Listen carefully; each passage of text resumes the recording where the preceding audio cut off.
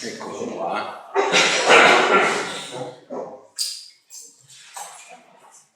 Lo vedete? Sì. Allora, non vengo a raccontare grandi novità. Devi accendere il microfono, Rubens, scusa. Così va bene. Perfetto. Non vengo a raccontare grandi novità, ma ho voluto lo stesso presentare queste riflessioni, intanto perché parlare in Sardegna di archeologia senza sfiorare la civiltà nuragica si verrebbe accusati di lesa maestà territoriale nuragica. In Sardegna rischiate grosso, rischiamo grosso, quindi almeno. Ma al di là delle battute, perché mi sembra utile riunire in un unico lavoro con esplicito intento e quindi titolo dati positivi che sono sparsi, che i nuragici navigassero, insomma, si sa, si presume, si ha da vari elementi, eccetera, eccetera, perché però un articolo, un lavoro dedicato con un titolo apposito, però lui non lo conosco. Per rispondere un po' anche allo scetticismo che comunque circola anche tra gli studiosi, anche verso alcuni studiosi di civiltà nuragica, sul fatto che i nuragici navigassero su rotte d'altura, e poi colgo l'occasione per sottoporre a specialisti di archeologia subacquea navale queste problematiche che magari non entrano molto in questo settore, perché non conosciamo scafi, non conosciamo scafi, non conosciamo giacimenti, e quindi forse resta un po' ai margini dell'attenzione. E quindi, allora, le argomentazioni che svolgerò velocemente sono queste. Per raggiungere in Sardegna l'unica rotta a vista dalle coste è via Corsia e arcipelago toscano, ma vedremo che importanti flussi di beni non la percorrevano. E personaggi, vedremo che personaggi nuragici tra bronzo recente e orientalizzante sono fisicamente presenti in vari siti tra Cipro e l'Atlantico, e queste presenze sono connesse a un'attività di agenti di commercio rappresentata, tra virgolette, naturalmente, un'accezione moderna, e quindi sono un fenomeno autonomo, non possiamo essere così ingenui da pensare che fruissero di passaggi sui navi di altri. E gli oxide ingots di rame cipriota con grande probabilità sono importati in Sardegna da mercanti nuragici, non da mercanti ciprioti o altro.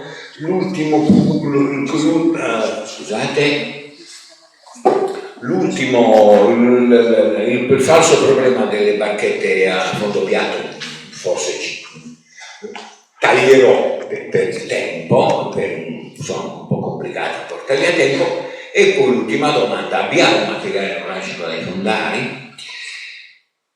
Allora,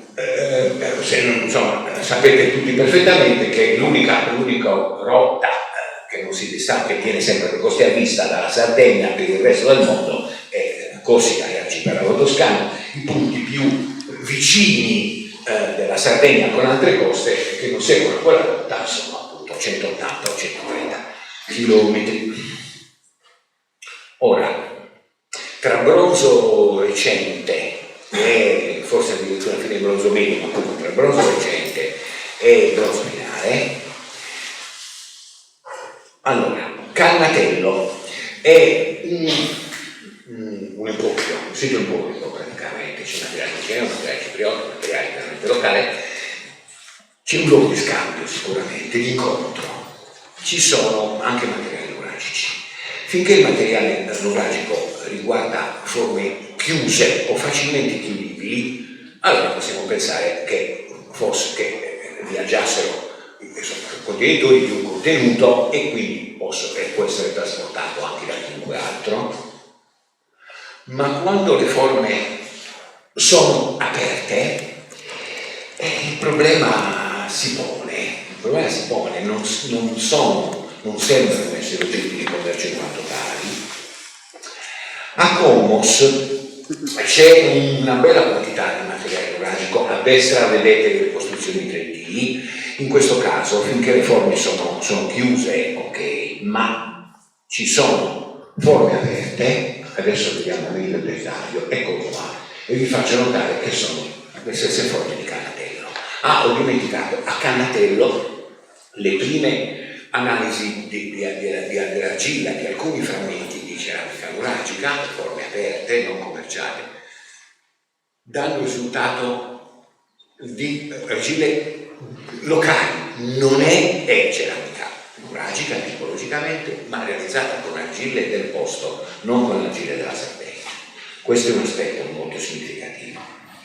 A Tirinto, frammento di ceramica nuragica realizzato in argilla non della Sardegna, è realizzato in quella che nelle edizioni di Tirinto viene chiamata pseudominia, un'argilla probabilmente del suolo elladico, e il frammento nuragico sta assieme ad altri materiali di quella che viene chiamata Barbarian Ware e pseudominia in un edificio che per la presenza della Barbarian Ware sembra proprio di produzione italo-meridionale, comunque legata a personaggi dell'italo-meridionale. E per la presenza di queste ceramiche, questa casa di Tirinto è stata proposto di interpretare da parte degli scavatori come una casa per gli stranieri.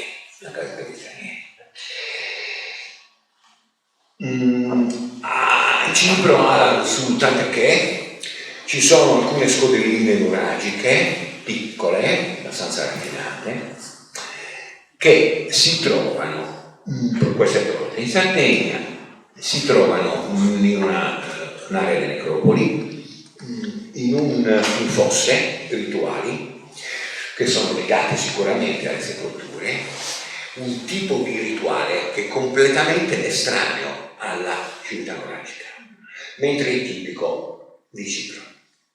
Quindi qualcuno di nuragico è stato talmente accolto nella comunità da poi poter inserire ceramiche sul web, no? In un ambito rituale che però è cipriota. Sempre a Cipro, da Pila Kokkinokramos, o Kokkinokramos, non ho mai capito come si pronuncia, un celebre vaso a collo, anche quello è una forma chiusa, quindi, però restaurato con grappe di piombo. Il piombo è risultato essere della Sardegna e l'usanza di restaurare con grappe di piombo grandi contenitori di ceramica nella storia nuragica è ben nota. La domanda è: dove è avvenuto il restauro? Alla partenza del vaso dalla Sardegna? Se ti si rompe un vaso con un contenuto interessante, prima di partire tra vasi di contenuto e un altro non restauri il vaso, no? Quindi personalmente credo che la cosa più probabile è che sia avvenuto durante il viaggio o all'arrivo, però appunto c'è qualcuno che ha in mano il vaso nuragico e anche il piombo sardo, no? Un fatto abbastanza. Quando come a Cannatello, come a Tirinto, e poi vedremo in Spagna tra poco, abbiamo un materiale di tipologia nuragica ma prodotto con l'argilla del posto, insomma, in aree come Creta, come Tirinto, come Cipro, nelle quali la ceramica, permettetemi la battuta, no, è di qualità comunque tecnologica, no? Cottura ossidante, argille ben depurate, spesso dipinte, eccetera, eccetera, di fattura comunque più pregevole, più pregiata della ceramica nuragica, che cottura riducente, di pasto, eccetera. Quindi non è un'imitazione delle persone che vivono lì, quanto è bella questa ceramica, no? E la ceramica cipriota ugualmente.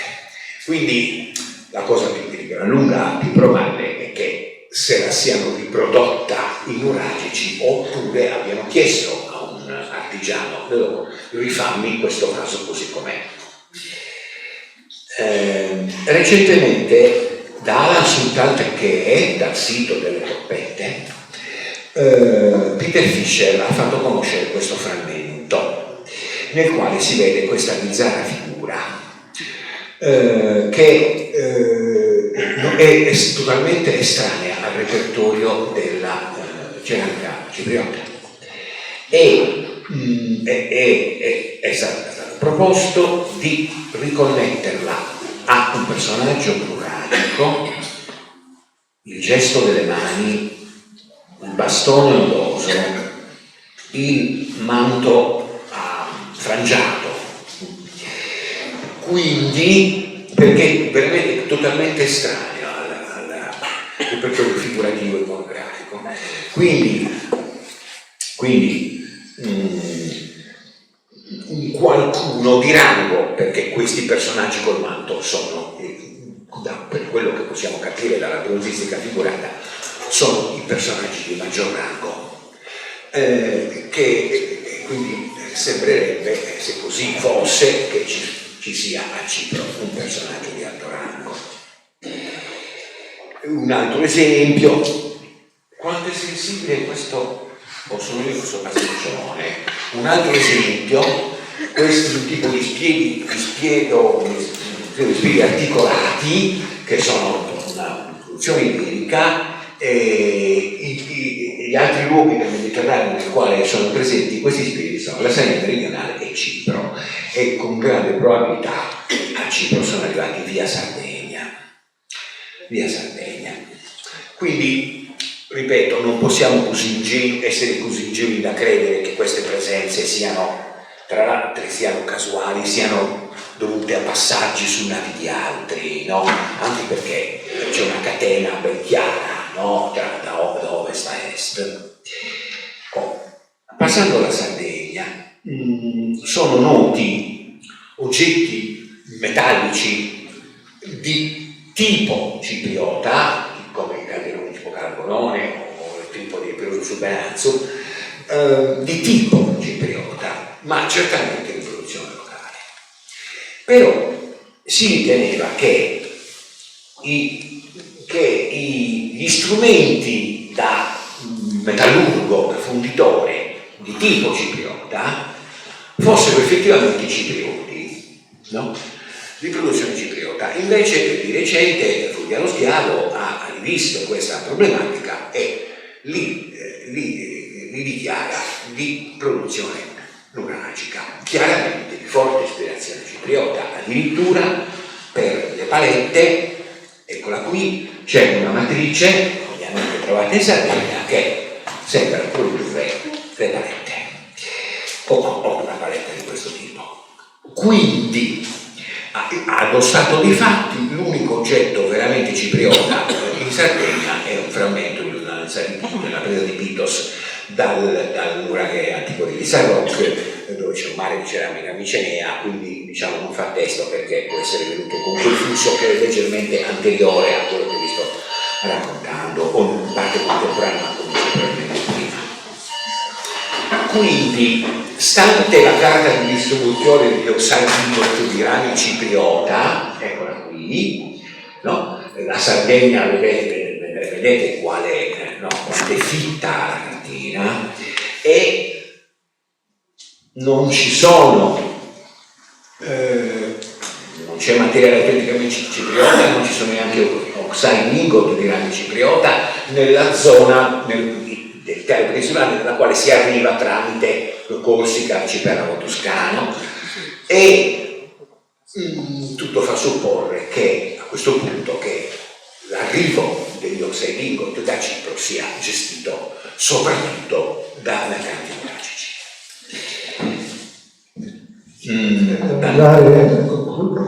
Tant'è vero che il lingotto di Sant'Anastasia in Corsica è ritenuto giustamente da Fulvio Schiavo arrivato via Sardegna, e forse anche quello del mare di Sète.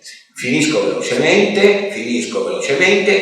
Al lato capo del Mediterraneo, in un'epoca immediatamente successiva, diciamo tra la seconda metà del IX e il VII secolo a.C., c'è materiale nuragico, la ciccia, cioè ciò che viene importato, ancora basi a collo, anfore minari tipo Sant'Ilbena, brocchetti a scovi tipo Campo Superiore di 33, ma nei punti, nei pallini, dove sono i pallini rossi, ci sono tegami che sono certamente non oggetto di commercio, e tegami nuragici tipicamente, e a ueva addirittura sono realizzati con l'argilla del posto. Quindi si propone lo stesso schema, e non ho l'immagine ma la stessa musica. Per gli altri tegami degli altri siti le analisi non sono state fatte, quindi.